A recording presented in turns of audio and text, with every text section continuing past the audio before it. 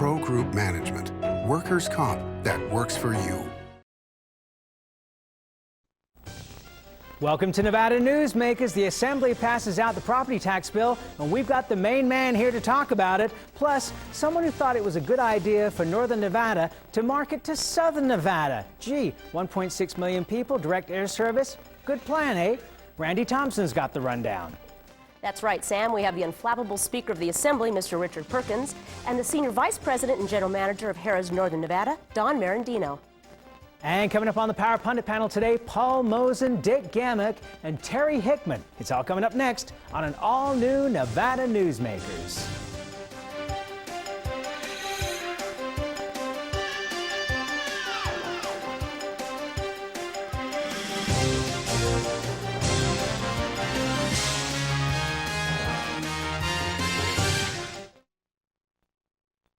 Nevada Newsmakers, brought to you in part by the Tahoe-Reno Industrial Center, the world's largest industrial park, the resort at Red Hawk, and the Peppermill family of casinos. This is one of Sierra Power's main generating plants. It's right next door to the Tahoe-Reno Industrial Center. These plants provide all the clean, reliable power that businesses need. TRI has 3 independent power generation facilities on site. For sensitive manufacturing companies and high-tech firms, this benefit is invaluable. Welcome to the Tahoe-Reno Industrial Center, the largest industrial park in the world, building economic prosperity for Nevadans. I tell you, John, this industry has really changed. Tell me about it. You seemed to do pretty well last year. What's your secret? No secrets. Although I'll tell you something. The smartest thing I did was sign up with Pro Group Management. Really? Yeah, they do workers' comp, right? Yeah, their services are great. And get this, they saved me 30%. I've heard they saved others 50%. That works for me. Pro Group Management. Finally, workers' comp that works for you. For more than a decade, the Southern Nevada Water Authority has been helping the community embrace conservation as a way of life. That includes replacing more than 50 million square feet of grass with water-smart landscaping. During the worst drought on record, watering restrictions and tough landscaping codes have reduced the community's water use by billions of gallons, even as thousands of new residents were moving into Nevada. That's smart water management, and that's our promise to Nevada.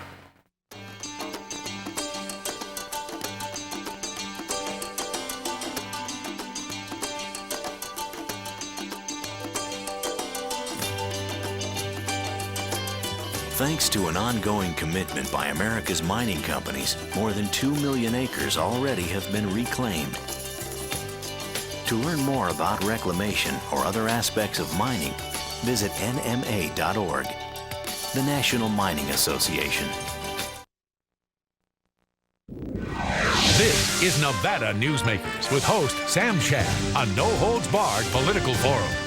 Now, from the Nevada Newsmakers broadcast headquarters, here is Sam Shad.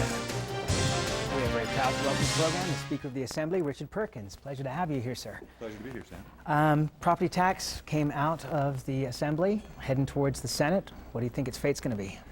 Well, I'm optimistic. It's a great plan. It's bipartisan in nature. The Majority Leader Barbara Buckley and Minority Leader Lynn Hetrick worked very tirelessly on this, put together a compromise that works in each individual county well. No plan is ever perfect, but I think that after about 2 months worth of work and deliberations, they've come up with a great idea. Who knows how the Senate's going to receive it? We'll find out today. The Las Vegas Chamber not happy at all on the business side. Yeah, it's kind of interesting, Sam, because there are a lot of businesses in Las Vegas that could see 25, 30% increases. This caps them to the 10-year rolling average of in Clark County, which cuts that by 20% or so. It's still property tax relief, but it's higher than it would be for residential because of our constitutional constraints. The governor said he'd be happy if it was 3-3. Is there a question in there?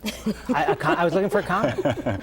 I'm not sure if 3-3, particularly in Clark County, enables local governments to provide the public safety services and educational services that we've got to have, that our constituents demand of us. But how can you justify the constitutionality of fair and equal treatment when you've got essentially properties being assessed differently?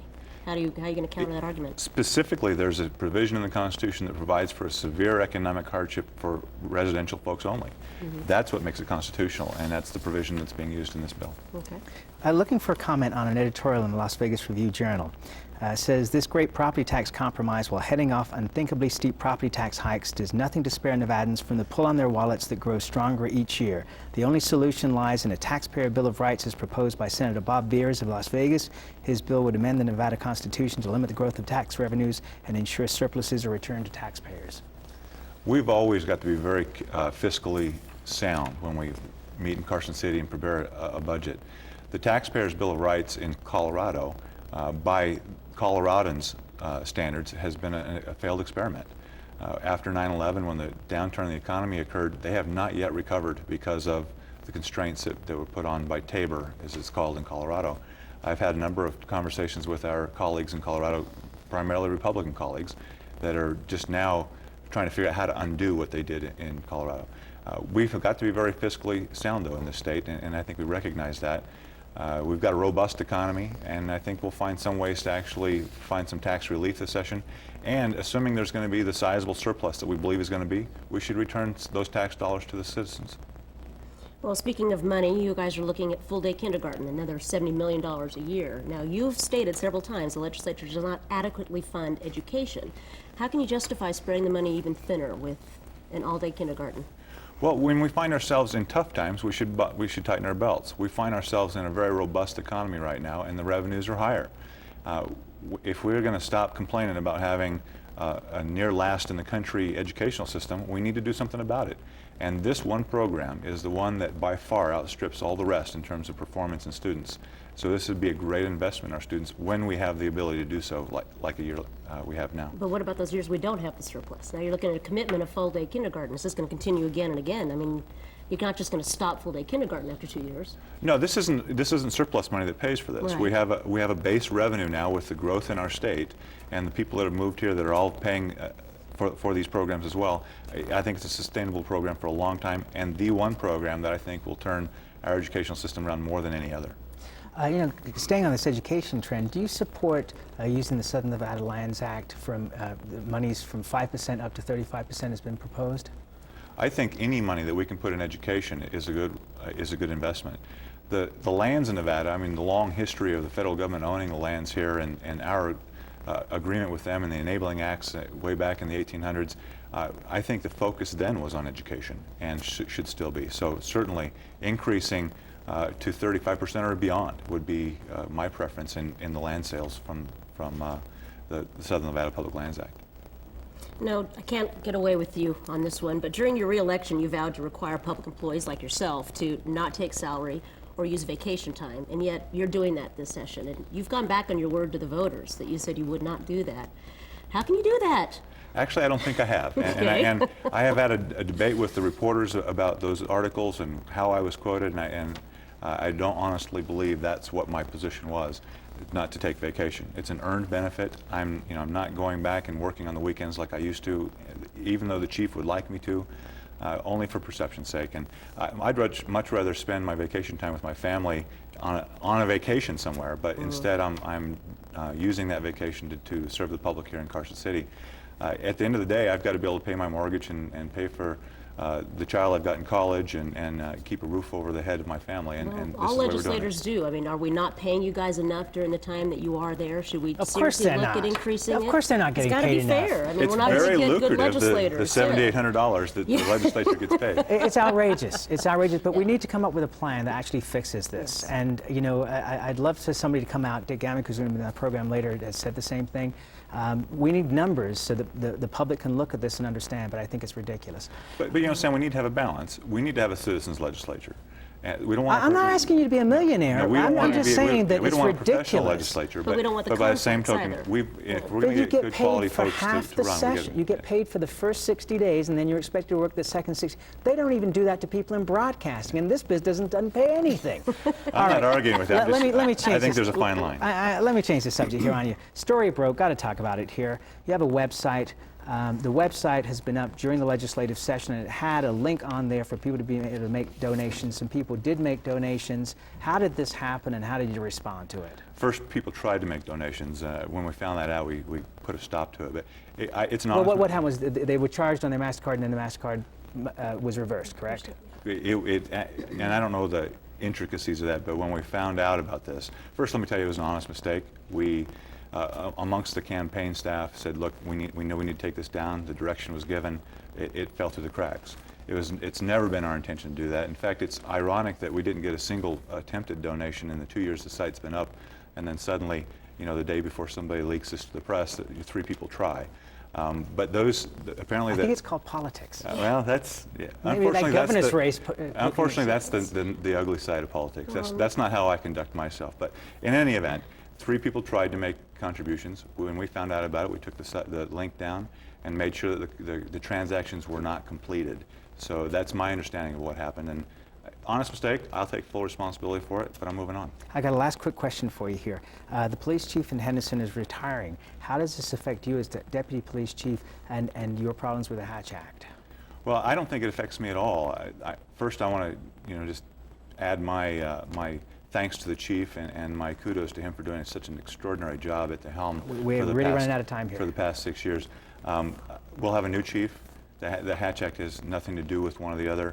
I think we'll be exonerated from the Hatch Act in the next few months. That's the way the case is headed right now. Okay, and we're out of time. A pleasure to have you here. Please come back soon. I'd love to. Assembly Speaker Richard Perkins. We'll be right back on Nevada Newsmakers after this timeout. For a videotape copy of any Nevada Newsmakers program, call 775-857-2244. The tapes are $20 each, including shipping. If you own a business and want to maximize your company's potential, join the Retail Association of Nevada. Our membership benefits include the Nevada Retail Network Self-Insured Group, providing workers' compensation coverage that can lower your rates. That savings can go directly to your bottom line. We are an effective pro-business organization that lobbies on behalf of our business members. The Retail Association of Nevada, protecting Nevada businesses for 35 years.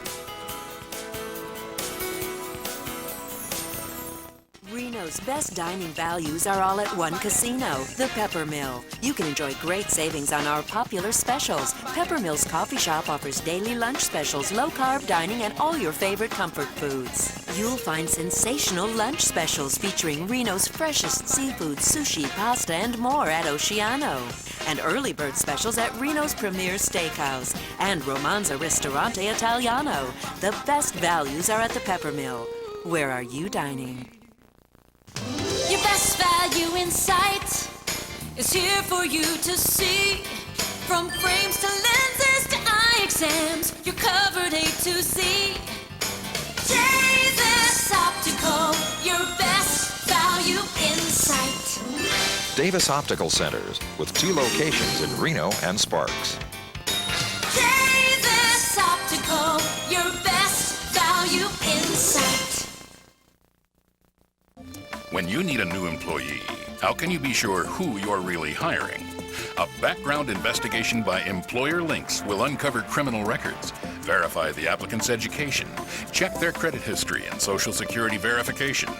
An investigation will research professional licenses and driver's licenses and let you know why they're unemployed. Hiring the right person shouldn't be a gamble. Call Employer Links. Employer Links, protecting your investment.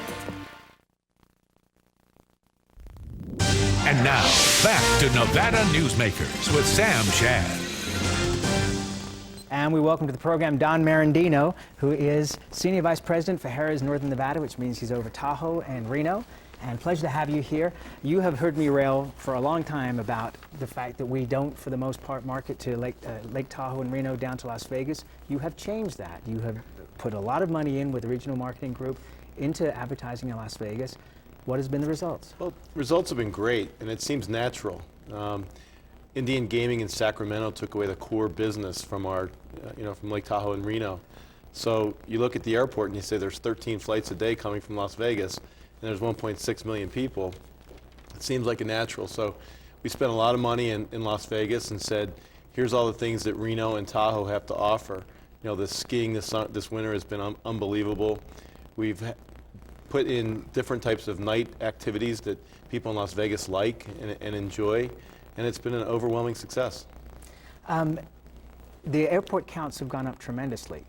In the last month, we've seen, if you adjust for the extra day that's missing from that month, it's up about 7%, and yet the downtown occupancy in Reno is down. Are you getting more people coming up to Tahoe than are coming into downtown Reno? Well, the lake has experienced a great February and March. Obviously, we got slaughtered by the January weather, and the air counts even were up in Reno. But the airport authority has done a terrific job. They've marketed. We have nonstop service now from Atlanta and New York, and they've had tremendous load factors coming out here. So I think it's going to take time, but we certainly have capacity at the airport to keep growing, and we have to keep reinventing ourselves as a destination, Reno and Tahoe, and come up with amenities that people looking for vacations all around the world are going to come here, and we're starting to see those fruits starting to come about. Now, I agree with Sam that marketing to Vegas is a great idea. Having lived in Vegas myself, I would come up to Reno just for cool air. But how far can you go? How far can you go before you start upsetting your peers down there? Well, Harrah is kind of a spoke on a wheel type of thing. We have a great database and run it as well as anybody. And we're happy to have reward customers in Las Vegas to say, if you play at the Rio or Harris or soon to be some other properties down there, come on up to the lake or come on up to Reno and enjoy it. Because there are a lot of great things happening here, and the Renaissance is beautiful. And I think there could be studies about how NewCo, the downtown properties, work together now to bring terrific entertainment to the event center, which has been an overwhelming success, and what we're doing up at the lake with the Lake Tahoe Visitors Authority to say, let's market a destination, let's not work against each other, and really do something positive for the economy. So you're almost packaging Nevada as a wholesale place to come. You've got the south and north, so you're one of the few people that's actually got it, that we can market all of the outside of Nevada with the inside. And we have Heavenly right across the street from us, and we haven't never really put a great marketing effort, but there are going to be 1 million people that are going to ski at Heavenly this year, and we're going to be open all the way till May. So when you look at the Northwest drought, we're the ski resort destination in the world right now. As a skier, I wish you'd keep it a little quieter. Well, weekdays are still. All right, good. Story broke yesterday in the Las Vegas Sun that Stations Casino has purchased from Blake Sartini what was the Boyd property to the south of town, which has been spoken about as being developed for a $100 million resort in that part of town. It's kind of moved a thing that I was thinking of years ago when Indian Gaming first took off in Northern California, that Reno properties should have a cooperative agreement and share maybe their cards, so that when, because people don't gamble, they gamble during the week in their hometown, but when it comes to the weekend, they want to go away. And I can count on my fingers of one hand the number of times I've actually gambled and stayed overnight in a hotel in Reno. So it would make perfect sense to me that somebody's in Auburn playing at a Stations Casino, they're a good player, manager says, okay, we're going to lose him Friday, Saturday, how would you like to go to Reno, stay in our property up there? Is that the smart marketing plan that Stations will use, do you think? And you're a former Stations employee. Yeah, I was with Stations 7 years, and I can tell you they quality product, and they understand marketing extremely well, and obviously the Auburn Casino has been unbelievable. Hasn't helped us much in the north, but things happen, you have to deal with it. But I would imagine they'll implement marketing strategies to cross-promote those two brands. And that would drive people to Reno, just like the new Cabela's will, which gives us all an opportunity to market to them, correct? Entertainment, new things. I mean, slot machines and table games in our industry don't do it anymore. You have to have other things. And you have to market from people 21 years old to 80 years old. And if you do that, you have to have amenities that they're going to enjoy, specifically to their interests. And I don't think Reno in the past has done a great job, or Tahoe. And you're starting to see a renaissance of new amenities and features that people from around the world are going to like, not just Sacramento. I've got one quick question I've got to throw in here. Rumor is out that you're bringing the Eagles to Lake Tahoe for your outdoor amphitheater. Well, we're certainly talking to the Eagles, and we have a date that we haven't solidified yet, but August 20th appears to be the date that the Eagles will be in the most beautiful setting in the world, putting on one of the greatest concerts. And we're going to unveil our summer concert series in the next 2 or 3 weeks that is going to be off the chart. I mean, as good as anything. And Harrah's this year is going to host the celebrity golf tournament. And we're going to make it bigger and better, and it's great for this region. Any other new things going on at Tahoe you want to mention real quick? Well, I think, the 2 4-star hotels that we have there are just great, and We have 98% occupancy in March, and the rest of the year looks terrific, and we're trying to reinvent the night atmosphere up at the lake. I hear from 3 separate sources, celebrity chef restaurant. We will be announcing a restaurant in the next couple of weeks that will be pretty interesting. Got a home for that announcement right here. Statewide coverage. We'll be right back on Nevada Newsmakers after this. Thanks, Don. This is Nevada Newsmakers. Something spectacular has taken wing not far from Reno or Lake Tahoe, and never far from your mind.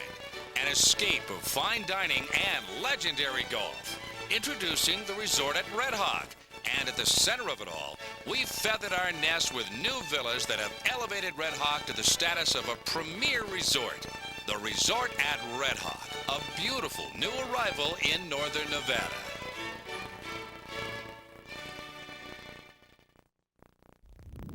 And now, back to Nevada Newsmakers with Sam Shad. And back on Nevada Newsmakers, we are joined by Washoe County District Attorney Dick Gammick, Terry Hickman, who is the president of the Nevada State Education Association, and Paul Mozen, who's a political activist and healthcare consultant. Welcome to all of you. The property tax bill came out of the Assembly. What is going to be its fate, do you think, in the Senate, Dick? I'm not sure where that's going to go. I was impressed the Assembly put one together this quick and got it through without a whole lot of wrangling and fighting, so they really put a good cooperative effort. See what the Senate does with us. But I think the Speaker had one very good point I've been saying all along. It's a balancing here. If you cut this back too radical, too hard, then you're going to kill local governments when you do that, which some people don't object to, but when you do that, it's services to the people. So it's a balancing test here. He said it was bipartisan. So. Yeah, and that's, they're working on it. That means they're all going to cooperate. Terry, you know, remembering back 2 years, you know, the Las Vegas Chamber of Commerce wielded a lot of clout in the fight down there. Retailers are also against these higher business taxes, although I had lunch with a businessman yesterday who said he didn't have a problem with, you know, paying 10% you know, tax on his property. How do you think that fight is going to go? Well, I think it's real important that people understand that when you cut back too much on property tax, you're going to affect education, which means you have to then ask for more money from the general fund to make up the shortfalls. And I don't think any of us want to have a giant shortfall in education that each session then has to try and find money to fill. I think the proposal on the table goes a long way towards trying to balance that. The Speaker talked about the fact that business is still going to get around a 20% tax break, which I think is good. I think it's a misnomer to say that the property tax cap is going to hurt education when our growth rate is so incredible. If you look at how they've tried to apply this, you're really going to be impacting a small percentage of homes and businesses compared to what's coming online every day in Reno and Las Vegas. You've got incredible growth. Right, but there may come a time when growth is not incredible. And so we have to have a very stable source, and the most stable funding source for education is property tax. Sales tax and those others go up and down, but property tax is 37% of the education budget, so it's real important. Well, what I find very interesting is that, you know, at this point, we have not heard from Gammick, and they pay a vast amount of property tax, especially on the properties on the Strip, where it's, worth $25 million an acre for actually, I'm not sure what the assessed value is, but I mean, it's a huge amount. Another thing we got to remember in this whole equation is that residential doesn't pay for itself. Yeah. Residential, all this growth, all these people coming in and everything else actually is a drain on the economy when you start talking about the residential side of this. It takes the business side of this to actually make the money, the revenue. Mm-hmm. I'm coming down against this because I don't think this is the intelligent way to deal with the property tax issue. You've got the homeowners part, you've got the business part, and I don't think it is constitutional. I don't think it's in the Constitution that they can have separate different rates for the different groups. Yeah, they're playing on that one word about, well, that one element about severe economic hardship. Yeah, and that's smoke and really mirrors. You can't justify. apply a specific hardship to every, you know, to hundreds and thousands of people. Yeah. That's a specific thing for a very specific instance. Well, and especially when you're, in some cases, you're talking about people who have multi-million-dollar homes. Yeah. You know, and they have a hardship. And it's unfortunate, and I agree, but maybe they could take a loan out. I'm going to get a lot of emails about this, but maybe they could take a loan out based upon the value of their house now that has increased so dramatically and pay a little bit higher. Or a reverse mortgage. Yeah, some options. It is an option. Nevada law allowing fines on politicians for false statements struck down. That comes from the Las Vegas Review-Journal today. What do you think about that? I mean, shouldn't there be a situation where if people make false statements, they're allowed to be fined? Shouldn't be elected. Well, I agree with you there. Very true. I agree with you there. They're not ethical and truthful, and then the voters need to know that, and they need to get rid of them. Who's finding them? Is it the Ethics Committee? I would imagine so. You lie, the you get Ethics fined, Commission. yeah. Come on. That's why we have an Ethics Commission. They're supposed to enforce these things. So they should be able to have the power to fine someone if they violate the ethics. Yeah. Terry, I know the State Education Association has not taken a position on this, but I was just curious what you thought about the Education Committee wanting to have kids put in community service 20 hours in some cases. Other people suggested as much as 40 hours and continuing on into their time at the university to qualify for the Millennium Scholarship. What's your personal thoughts on that as an educator? Well, I like this idea of students giving back. I think it's a very important idea that... And I agree, but should they be forced to do back. that to get the Millennium Scholarship? Shouldn't it be a grade point deal? Well, the Millennium Scholarship was first based upon your taking the right kinds of classes, college preparation, and getting the right GPA. Now other things are coming in to be part of that, and I think it's, we did not take a position on it. We think that's something that even though it's a good idea, I think it's something that needs to be carefully considered before it becomes part of the Millennium Scholarship. I think what can go on, there can be so many things added on that you'll eventually have no one qualify for the Millennium Scholarship. The original intent was high grades, high quality students that go to universities here in Nevada and stay in Nevada. And I think that still is a great concept. The question is, it's just an attempt to wean down the number so they can balance the budget for the Millennium Scholarship. Well, it is, but if you're going to do that, then it just seems to make sense to me to do it on a grade point average. Dick, you want to chime in on grade this? point average is just one of the factors, because as the Millennium Scholarship is found, you've got some people coming out of high school with a high grade point average that qualified that are taking bonehead English and bonehead math. So there's got to be some kind of competency built into this, and making the students make a choice. That they're going to be making choices the rest of their lives. So if they don't want the Millennium Scholarship, fine, don't do what they're asked to be doing. That's simple.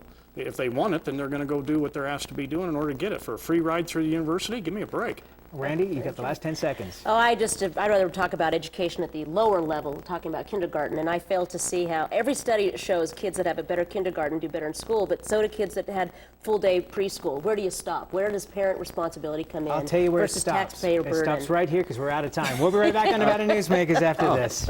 He doesn't even get to say anything. Nevada Newsmakers, brought to you in part by the Tahoe Reno Industrial Center, the world's largest industrial park, the resort at Red Hawk, and the Peppermill family of casinos. This is one of Sierra Power's main generating plants. It's right next door to the Tahoe Reno Industrial Center. These plants provide all the clean, reliable power that businesses need. TRI has 3 independent power generation facilities on site.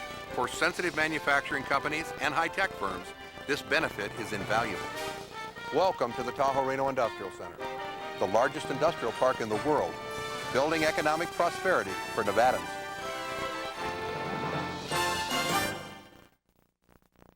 Okay, Terry, you got 5 seconds to respond. Full-day kindergarten is the right thing now, and it's the right thing for the future of Nevada. Okay, and we are out of time. Coming up tomorrow, Majority Leader Barbara Buckley. Join us for Nevada Newsmakers then. We'll see you. Okay.